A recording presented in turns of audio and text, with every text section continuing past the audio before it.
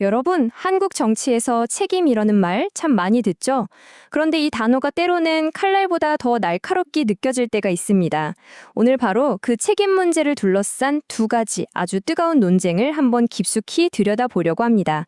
하나는 언론, 또 다른 하나는 정치 평론계에서 벌어진 일이에요.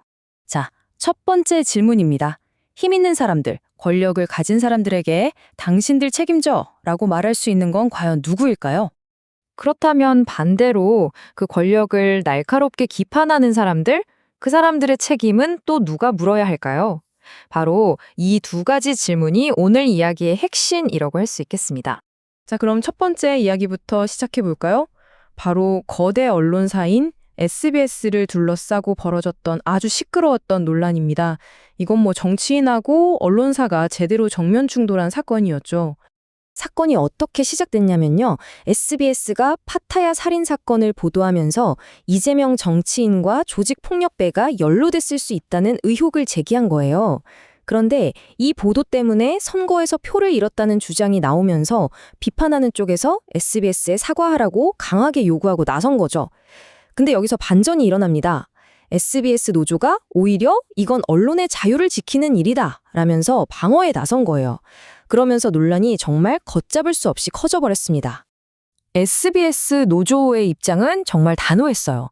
이건 언론 자유에 대한 명백한 위협이다. 우리 입에 재갈을 물리려는 시도다. 이렇게 주장하면서 사과 요구를 그냥 정면으로 받아친 거죠. 그러니까 이 사태의 본질을 언론 자유 수호라는 프레임으로 딱 규정해 버린 겁니다. 자, 이 성명서가 나오자마자 논쟁에 제대로 불이 붙었습니다. 이게 그냥 단순한 보도 하나에 대한 공방이 아니라 더 큰 질문으로 번진 거죠. 과연 언론의 자유는 어디까지고 저널리즘의 책임은 어디까지인가? 이 둘 사이의 균형을 어떻게 잡아야 하느냐는 아주 근본적인 문제로 이어진 겁니다. 양쪽 입장이 정말 팽팽하게 맞섰습니다. 언론 쪽에서는 의혹을 제기하고 파헤치는 게 우리의 사명이다. 자꾸 사과하라고 하는 건 언론 자유를 억압하는 거다. 이렇게 주장하고요. 반면에 비판하는 쪽에서는 아니다. 보도에 오류가 있었으면 사과하는 것도 당연한 언론의 책임이다. 잘못된 보도 때문에 피해보는 사람들은 어떡할 거냐. 이렇게 맞서는 거죠. 특히 비판하는 쪽에서 아주 날카로운 비유를 하나 들었는데요. 바로 이겁니다. 언론 당신들, 검찰이 잘못 기소하면 반성도 안 한다고 그렇게 비판하지 않느냐. 그런데 정작 당신들이 실수했을 때는 왜 스스로를 아무도 건드릴 수 없는 성역처럼 여기느냐 하는 거죠. 와, 이건 뭐 언론의 내로남불, 이중잣대 문제를 아주 정면으로 찌른 비판이라고 할 수 있겠죠. 자, 지금까지는 언론이라는 외부의 상대와의 갈등을 살펴봤는데요. 이제 시선을 좀 안으로 돌려보겠습니다. 이번에는 같은 정치 진영 내부에서 벌어진 또 다른 책임 논쟁이에요. 바로 저명한 정치평론가죠. 유시민 작가의 한마디 발언이 그 논란의 중심에 서 있습니다. 논란은 바로 이 한마디, 아주 도발적인 질문에서 시작됐습니다. 아니, 대통령이 왕입니까? 왜 다음 대통령 선거 얘기를 벌써부터 못하게 막는 거죠? 이 말이요, 그냥 단순한 질문이 아니었어요. 이제 막 출범한 정권 초기에 지금은 똘똘 뭉쳐야 할 때라고 강조하던 사람들에게는 엄청난 파장을 일으킨 거죠.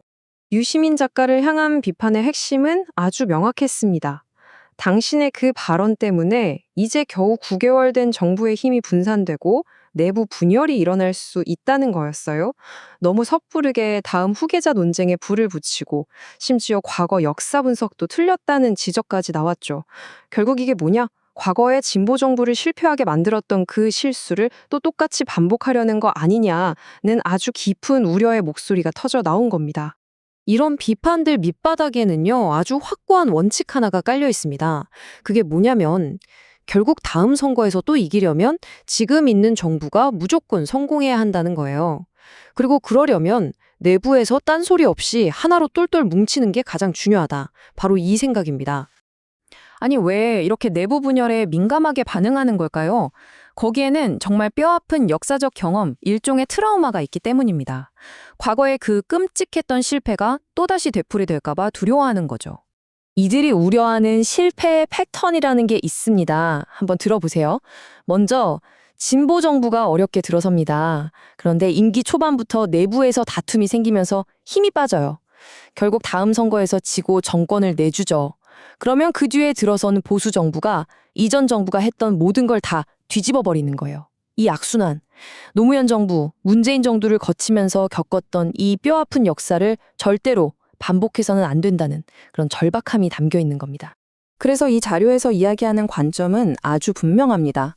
정치적으로 어른, 즉 원로라면 자기 이익을 위해서 분열을 일으키거나 도발적인 말을 던질 게 아니라 오히려 조직이 안정될 수 있도록 중심을 잡아줘야 한다는 거죠. 그게 바로 원로의 역할이라는 주장입니다. 자, 이렇게 해서 우리는 언론과의 외부 충돌, 그리고 같은 편 내부에서의 갈등, 이 두 가지 사례를 모두 살펴봤습니다. 전혀 다른 사건처럼 보이지만 사실 이 두 이야기를 하나로 꿰뚫는 아주 중요한 키워드가 하나 있습니다. 네, 맞습니다. 바로 책임이죠. 오늘 우리가 살펴본 내용의 핵심 메시지는 결국 이겁니다. 과거의 실패를 다시는 반복하고 싶지 않다면 힘 있는 거대 언론사든 영향력 있는 우리 편이든 그 누구도 예외가 될 수 없다.